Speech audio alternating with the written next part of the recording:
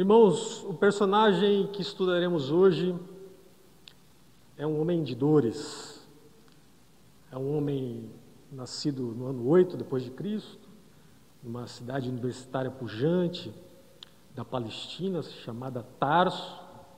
É um homem filho de comerciantes, fabricantes de tendas, que já possuíam a cidadania romana, e que logo cedo ensinam o seu filho o que há de mais tradicional e melhor na educação e cultura hebraica, dando-lhe para ele passagem a Jerusalém ainda menino, para estudar aos pés do maior rabi da época, Gamaliel.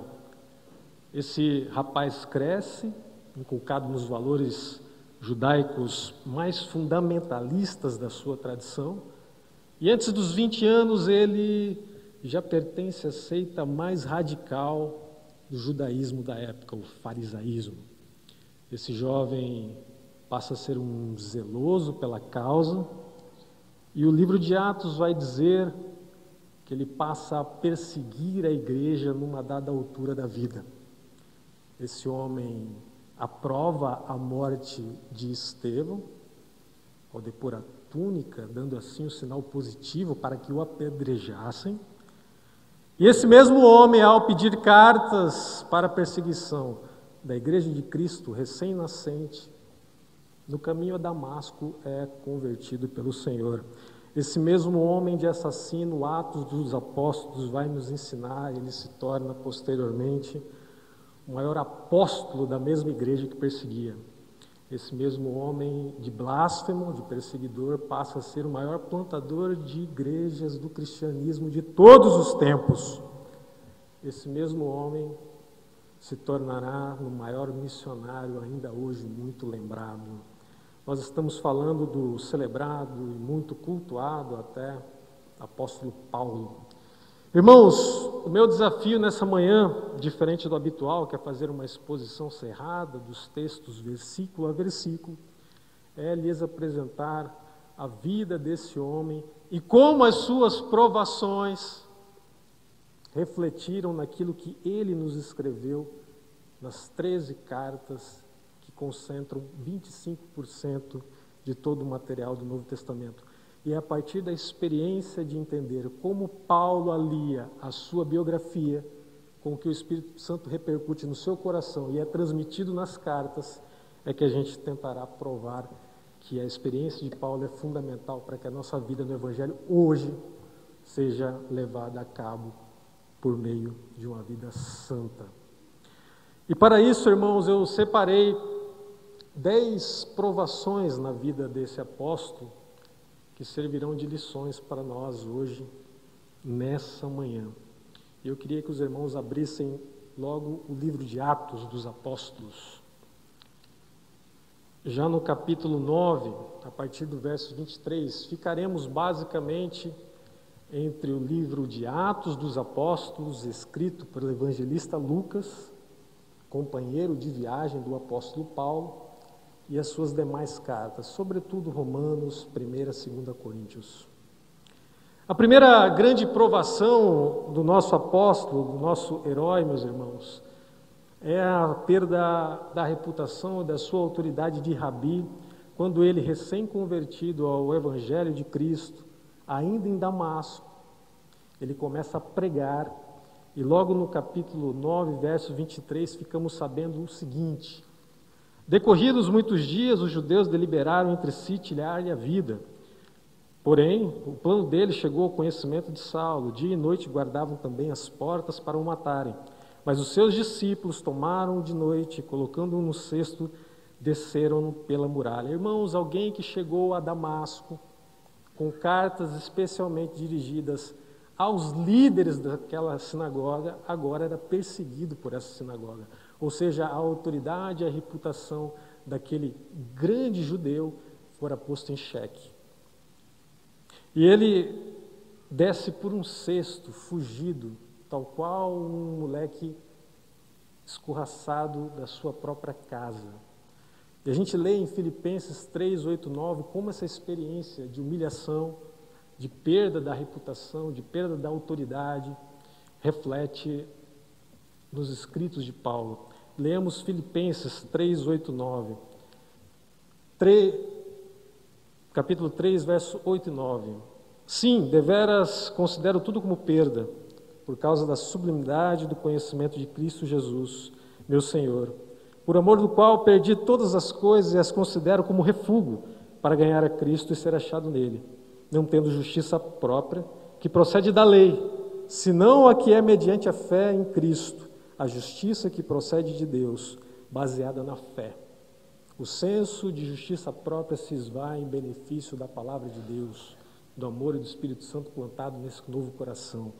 Em 2 Timóteo 4,7, ele vai reforçar essa experiência com o seguinte aprendizado dado a Timóteo, seu filho na fé. Mas o Senhor me assistiu e me revestiu de forças, para que por meu intermédio a pregação fosse plenamente cumprida e a todos os gentios a ouvissem. Apesar de tudo, apesar de todos, apesar do assassinato da sua reputação, logo no início da sua carreira dentro do cristianismo. Irmãos, mais importante que a sua reputação, que a minha, nossa reputação perante o mundo, ou a estima dos nossos velhos companheiros, a compreensão do nosso antigo sistema de vida, sobretudo o que vão pensar da nossa conversão, importa a cada um de nós nascer de novo. Por isso, perseverem em nome de Jesus, apesar da perda da reputação diante dos seus antigos camaradas, diante da sua antiga vida. Paulo nos ensina isso na sua primeira grande provação. Eu já queria ir para a segunda grande provação desse apóstolo, que sai dessa situação dramática, volta para Jerusalém e é mandado para Tarso, onde fica perdido durante mais de 10 anos em oração, em contato espiritual com Deus, mas totalmente afastado, literalmente perdido da igreja que nasce ali na Judéia, em Jerusalém. Até que é resgatado por um filho da consolação, por um grande fazendeiro que entrega tudo para servir o evangelho, Barnabé, que o vai buscar em Tarso e o leva de volta de Jerusalém e lhe propõe uma viagem missionária. E é nessa viagem, na primeira viagem missionária, que Paulo vai sofrer duas oposições pesadíssimas, meus irmãos. Duas oposições diretas. Esse jovem, que começa pregando afoitamente, é retirado do contexto, sai de cena e tem a sua reputação destruída, agora volta com Barnabé para pregar, e logo na ilha de Pafos, no início da primeira viagem missionária, saindo de Chipre, a cidade de Barnabé, ele encontra com um procônsul, governador da região, chamado Sérgio Paulo, que tem um guru, como muitos políticos ainda hoje possuem. Um guru, um mago, um feiticeiro judeu chamado Elimas. Leiamos em Atos 13, a partir do verso 8, meus irmãos. Havendo atravessado toda a ilha de Pafos, encontraram certo judeu mágico, falso profeta, de nome Bar-Jesus, o qual estava com o procônsul Sérgio Paulo, que era homem inteligente. Este, tendo chamado Barnabé e Saulo, diligenciava para ouvir a palavra de Deus, mas opunha-se-lhe Elimas, o mágico, porque assim se interpreta o seu nome, procurando afastar a fé o procônsul. Irmãos, a oposição maligna direta de Elimas contra Paulo se dava na medida em que ele impedia que o evangelho alcançasse aquela pessoa ao qual Paulo pregava. Ele se colocava como barreira. Esse mago se colocava como muralha frente ao evangelho de Deus. E essa experiência marcou fundo o coração do apóstolo ali mesmo, em Pafos. E ele vai escrever em Efésios 6, de 12 a 18, algo que é muito importante para nós, irmãos. Porque a nossa luta não é contra o sangue e a carne, sim contra os principados e potestades, contra os dominadores deste mundo tenebroso, contra as forças espirituais do mal nas regiões celestes. Portanto, tomai toda a armadura de Deus para que possais resistir no dia mau. E depois de teres vencido tudo, permanecer inabaláveis. Estai, pois, firmes, cingindo-vos com a verdade, vestindo-vos da couraça da justiça, calçai os pés com a preparação do evangelho da paz, embraçando sempre o escudo da fé, com o qual podereis apagar todos os dardos inflamados do inimigo, do maligno. Tomai também o capacete da salvação e a espada do Espírito, que é a palavra de Deus. a compreensão de que nós, na nossa caminhada espiritual, na nossa estrada de santificação, a nossa compreensão vital de que nós não lutamos contra pessoas, contra fatos ou circunstâncias, mas lutamos contra potestades malignas que influenciam por meio de setas o nosso direcionamento a Cristo, tentando a todo momento nos impedir, utilizando aí sim circunstâncias e pessoas. A nossa luta não é contra carne nem sangue. Por isso o joelho dobrado, a couraça da justiça e todo o aparato que reviste o servo do Senhor. A segunda grande oposição, irmãos, ainda na região, é a oposição fraterna, dentro de casa, que Paulo enfrenta, logo após ter esse embate com Elimas, o mágico, ao qual ele deixa cego por meio de uma oração perseverante, rodando sobre o próprio eixo. Saindo dali, tomando a Panfilia, chegando na cidade de Perge, um membro da comitiva missionária deserta. Todos nós sabemos muito bem qual é a história.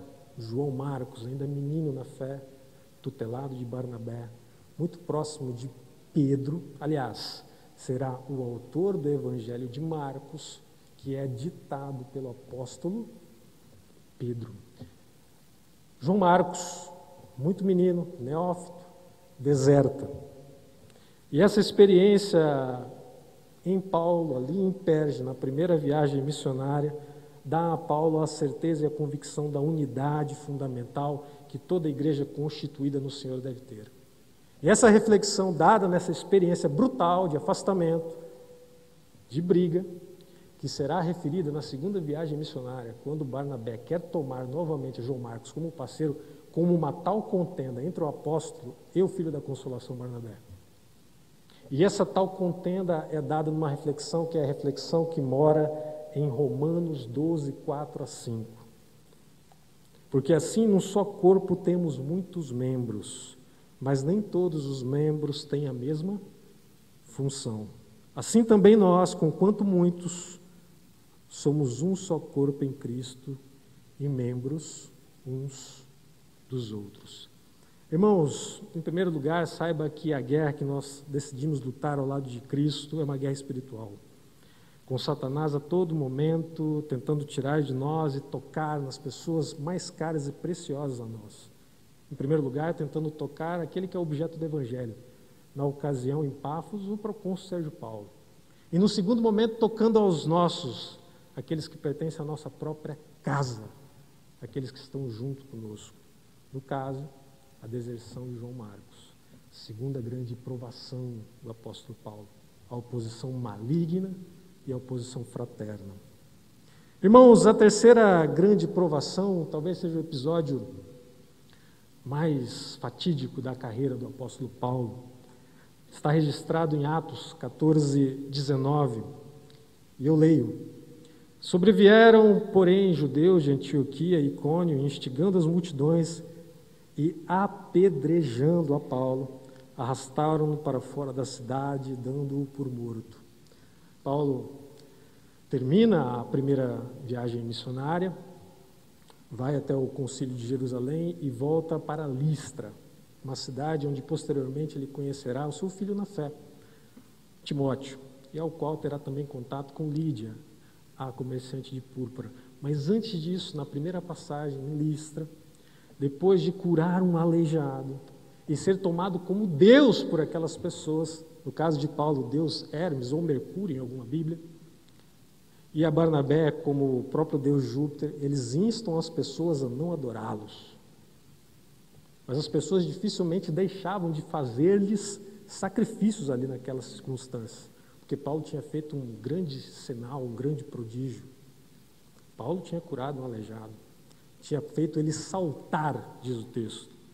E depois de instar o povo a que não o adorassem, há uma profunda reviravolta nessa história, que os irmãos judeus da sinagoga, que já vinham acompanhando, já vinham stalkeando o apóstolo Paulo, desde a Antioquia da Psídia, em seus discursos chegam a Listra, movem o povo e o apedrejam sanguinariamente, até dar-lhe como morto. Paulo é apedrejado brutalmente em Listra, é arrastado para fora da cidade e ali ele é considerado, tido, constatadamente como morto. Irmãos, desse episódio brutal na carreira do nosso herói, do nosso apóstolo, a gente pode refletir o que ele escreve aos Coríntios, em 2 Coríntios 11, 25 a 29. E eu leio: fui 3 vezes fustigado com varas, 1 vez apedrejado. Em naufrágio 3 vezes, 1 noite e 1 dia passei na voragem do mar. Em jornadas, muitas vezes, em perigos de rios, em perigos de salteadores, em perigos entre patrícios, em perigos entre gentios, em perigos na cidade, em perigos no deserto, em perigos no mar, em perigos entre falsos irmãos, em trabalhos e fadigas, em vigílias, muitas vezes, em fome, sede, em jejuns, muitas vezes, em frio e nudez, além das coisas exteriores, algo que pesa sobre mim diariamente, a preocupação com todas as igrejas. Quem enfraquece, irmãos, que também eu não enfraqueça. Quem se escandaliza, que eu não me inflame. Irmãos, ele também reflete sobre a mesma passagem da sua vida em 2 Coríntios 12, verso 2 a 4. Conheço um homem em Cristo, que há 14 anos, e detalhe, o momento em que isso é escrito, refere-se biograficamente na vida de Paulo como 14 anos depois desse episódio. Muitos eruditos ratificam isso. Conheço um homem em Cristo que há 14 anos foi arrebatado até o 3º céu. Se no corpo ou fora do corpo, não sei, Deus o sabe. E sei que o tal homem, se no corpo ou fora do corpo, não sei, Deus o sabe. Foi arrebatado ao paraíso e ouviu palavras inefáveis, as quais não é lícito ao homem inferir. Irmãos, as pedras virão sobre a sua vida. Elas te machucarão para valer, poderão te derrubar por momentos, mas jamais poderão fazer você desistir. Você vai se levantar e vai voltar para o lugar aonde você foi devotado para vencer novamente. Persevere em nome de Jesus. Seguindo a trajetória do nosso apóstolo, a sua 4ª provação ocorre em Filipos, irmãos. Na cidade de Filipos, logo após ele ser advertido numa visão pelo jovem macedônio, passa para a Macedônia e ajuda-nos. Paulo, tentando ir à Ásia, decide ir juntamente a Silas, seu novo parceiro de viagem agora, para Filipos, uma das 2 grandes cidades ali da Macedônia, juntamente com Tessalônica. E em Filipos acontece um episódio extremamente bonito na história do Evangelho, mas aos participantes dele, extremamente cruel e difícil.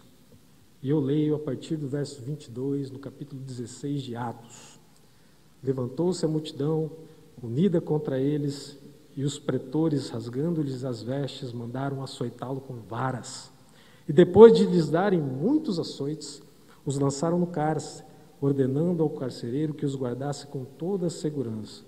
Este, recebendo tal ordem, levou-os para o cárcere interior e lhes prendeu os pés no tronco. Por volta da meia-noite, Paulo e Silas oravam e cantavam louvores a Deus, e os demais companheiros de prisão escutavam. Irmãos, Paulo chega em Filipos, procura um lugar de oração, conhece Lídia, toma parte da situação, começa a pregar ali, e num dado momento, uma mulher com espírito de adivinhação, com espírito de necromancia, uma arte que o ciganato até hoje faz, Brasil afora. Os ciganos leem a mão, veem um futuro de forma muito estelionatariamente, dizendo. E aquela moça, com espírito de adivinhação, começa a perseguir a dupla evangelística. Até o momento que Paulo expulsa aquele demônio com muita autoridade.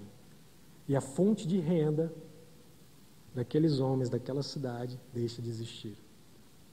Se os irmãos tiverem a perspicácia de notar no Evangelho de Atos, que é o Evangelho do Espírito Santo, escrito por Lucas, todas as questões ligadas à perseguição da igreja está relacionada a dinheiro. E ali, os donos, literalmente donos da necromante, daquela moça que adivinhava a soldo, perseguem a Paulo e a Silas. E, instando a multidão, lhes dão muitos açoites.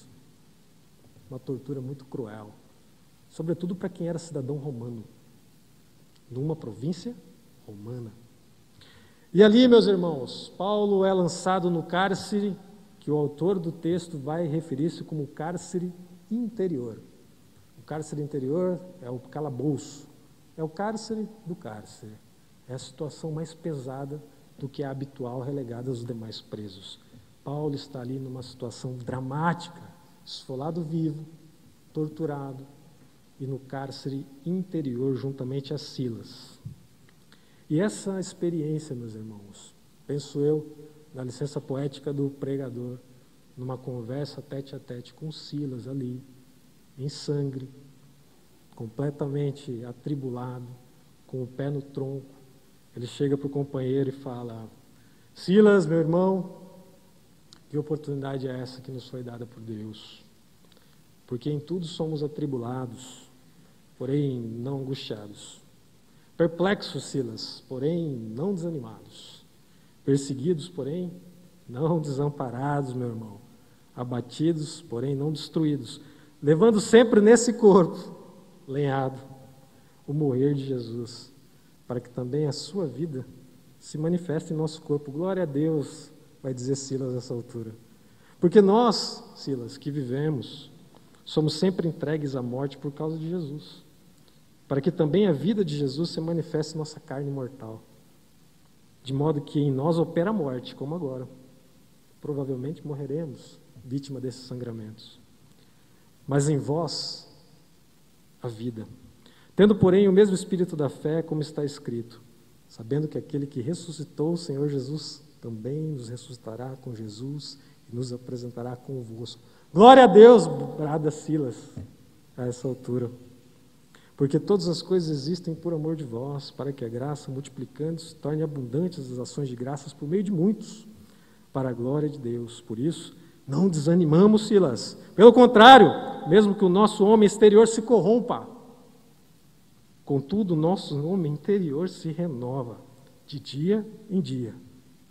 Porque a nossa leve e momentânea tribulação produz para nós eterno peso de glória, acima de toda comparação, Silas, não atentando nós nas coisas que se veem, como o nosso corpo chagado nesse momento, mas que se não veem, porque as que se veem são temporais, e as que não se veem são eternas. Nesse momento, Silas puxa um cântico, começa a adorar no salmo qualquer da Bíblia. E os dois começam a louvar, louvar, louvar, louvar, e um terremoto acontece ali, meus irmãos. Tudo vem abaixo, o carcereiro que estava dormindo vem à tona, saca a espada, tenta suicídio. Saulo, não! Ora com ele, lhe distribui a salvação, vai para a casa do carcereiro, o carcereiro lhe cura as feridas. Provavelmente um daqueles que lhes fustigaram a costa momentos antes. Paulo ora e batiza toda a sua família. E o que eu preciso para ser salvo? Creia o Senhor e a sua casa será salvo. E ali Paulo termina talvez o episódio mais dramático da sua vida. Um episódio que ele vai recordar na passagem que eu li, que foi um diálogo com Silas, em 2 Coríntios 4, 8 a 18. Irmãos, você sofrerá violência contra o teu nome. Você será ameaçado. Verdadeiros açoites contra o seu caráter virão. Você sofrerá violência emocional e poderá até ser jogado no cárcere interior, do mais profundo cárcere psicológico. Mas Paulo nos insta aqui com a sua vida. Persevere em nome de Jesus até o fim. Irmãos, a quinta provação que eu elenco aqui no rol é a fuga de Tessalônica. Paulo sai do cárcere em Filipos, comunica às autoridades ali que era um cidadão romano e todo mundo teme. E aí pedem por meio de súplicas que ele deixe a cidade de forma repentina. Ao que Paulo, ora. Como vocês açoitam um cidadão romano assim, desse jeito, sem qualquer devido processo legal? Lembram-se, o fundamento do direito é romano. O devido processo legal, com todos os seus problemas, nasce lá.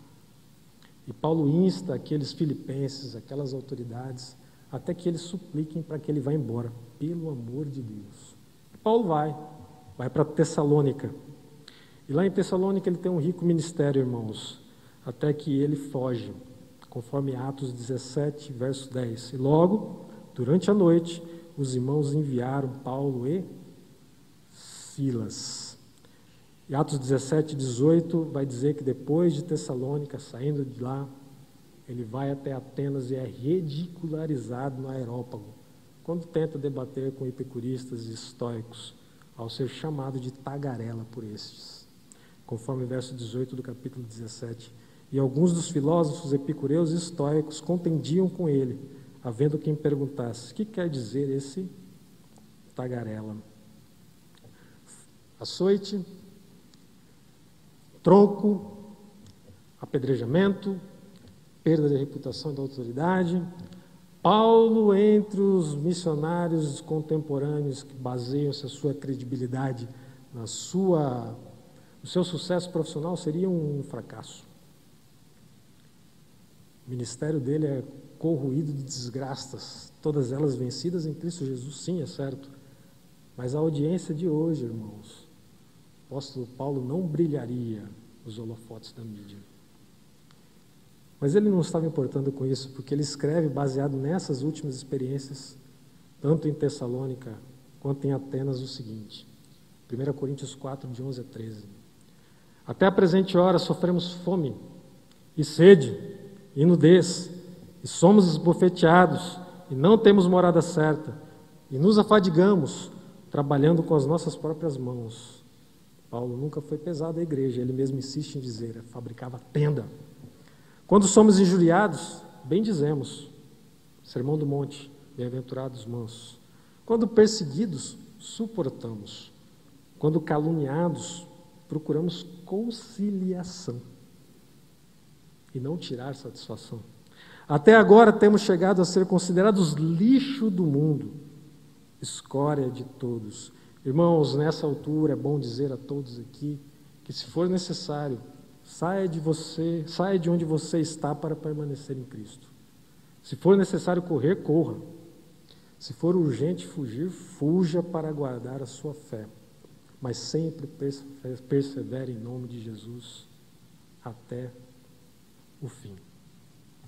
Irmãos, a sexta provação do apóstolo Paulo, que eu elenco nessa manhã, e que reflete em seus escritos e posteriormente vai servir de milagre espiritual nas nossas vidas por meio da leitura, é um combo de 3 episódios. É por assim dizer, popurrí de desgraças. É a sua cabeça raspada por um voto depois de 18 meses traumáticos em Corinto. É a fuga de Éfeso depois de deixar Gaio e Aristarco em maus lençóis lá, tendo que pagar fiança. E o acidente com Eutico em Troade, quando ele, ouvindo a pregação do apóstolo Paulo, cai do 2º andar e morre. Leiamos que ele não ficou desacordado não, Eutico, ele morreu. Quem escreve isso é um médico.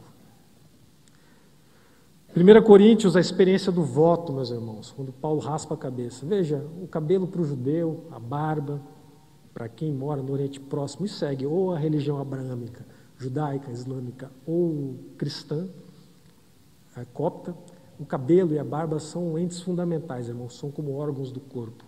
Perder um pedaço de barba é como perder uma mão, por assim dizer. E Paulo raspa a cabeça, porque ele conclui da experiência dura que teve em Corinto, que precisava, sim, se humilhar, porque ali naquela cidade, depois de 1 ano e meio, ele foi dado como impostor, segundo as tradições judaicas. E ele, consciente de que nunca foi um impostor, ainda assim ele se rebaixa no mais profundo judaísmo e raspa a cabeça num voto que ele faz. Não sabemos em que medida foi considerado esse voto, com que restrição foi dado esse voto, se alimentar, se de sono.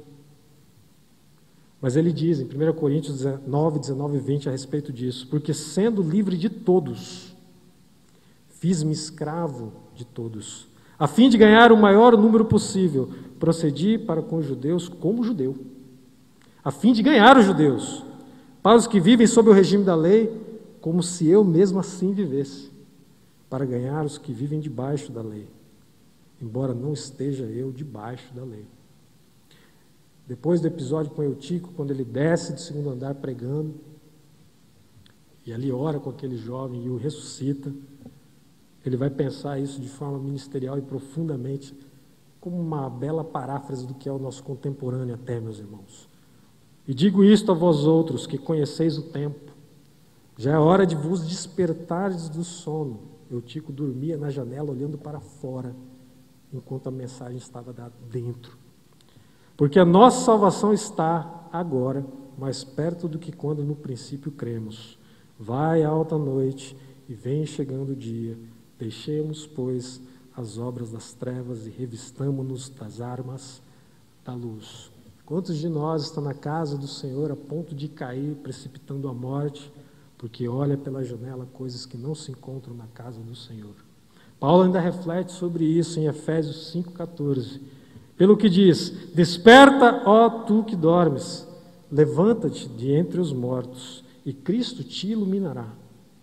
Portanto, você prudentemente, vede prudentemente como andais, ou como se senta também, não como nécios, imprudentes, e sim como sábios, remindo o tempo, porque os dias são maus.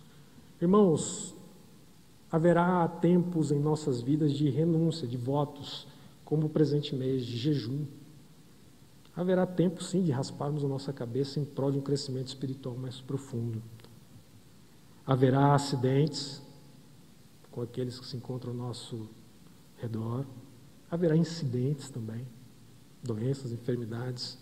Mas o que Paulo nos ensina aqui é perseverar em nome de Jesus até o fim. Irmãos, a sétima provação de Paulo já se dá na reta final da sua trajetória, numa prisão que ele encontra em Jerusalém. Quando volta desse voto, e é instado pela comunidade judaica de Jerusalém a fazer um outro voto de mais 7 dias, para provar que ele era judeu raiz.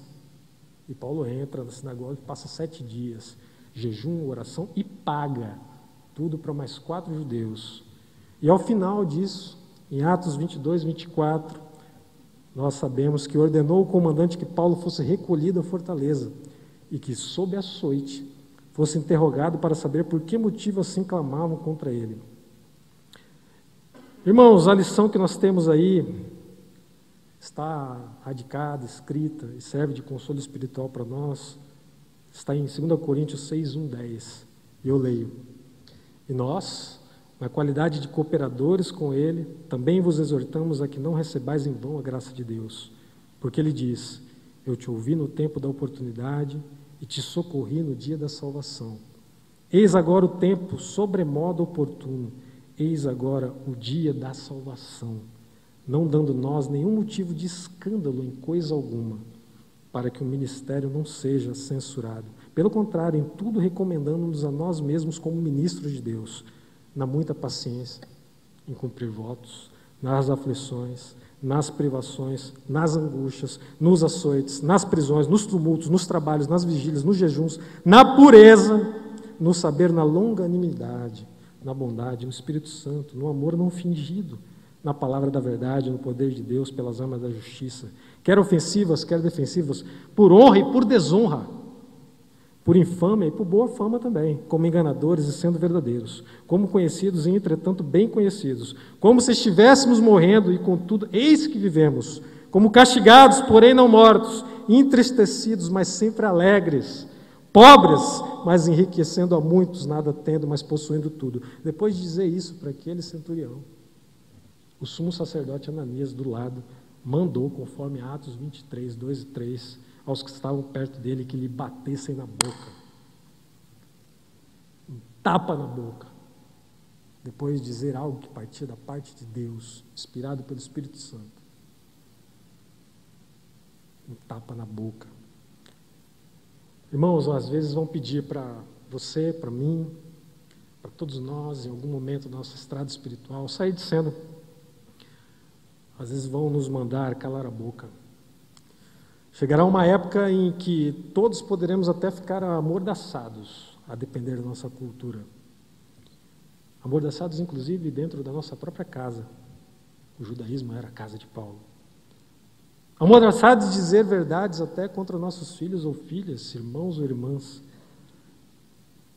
Mas como Paulo, irmãos, persevera em nome de Jesus até o fim.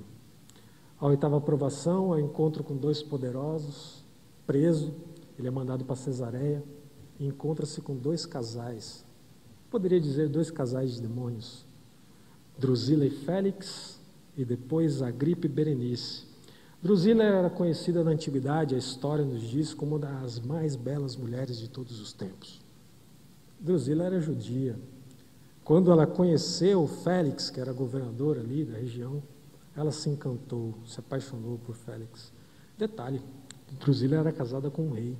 Só que ela contrata Simão, um mago, feiticeiro judeu, para fazer encantamentos em favor desse rei, para tê-lo como novo esposo. Lembra de Simão?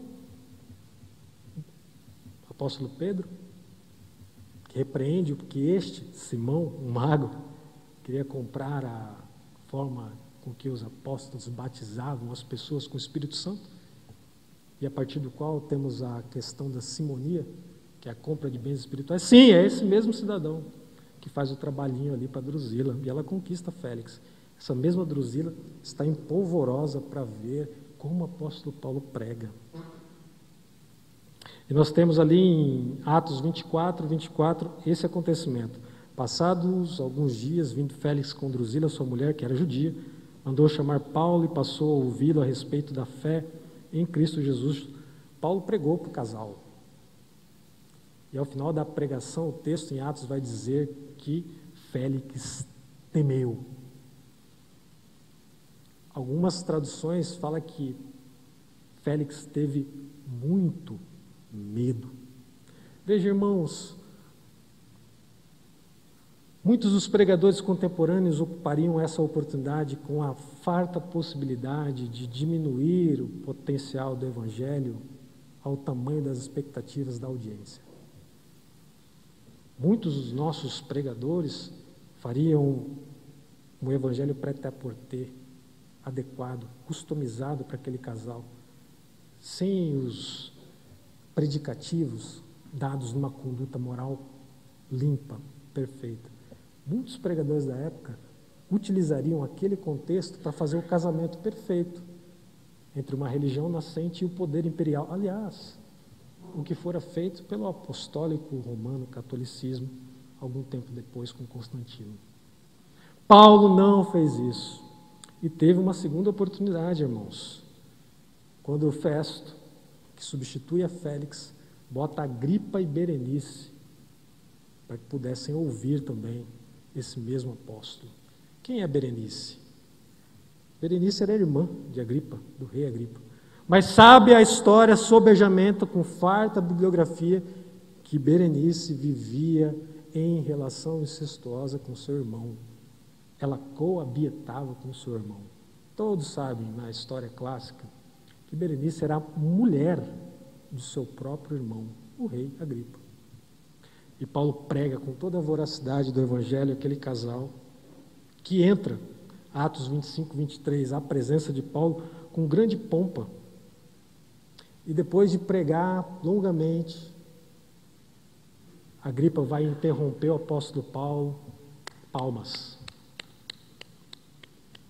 Mais um pouquinho, apóstolo Paulo, e você me faz cristão.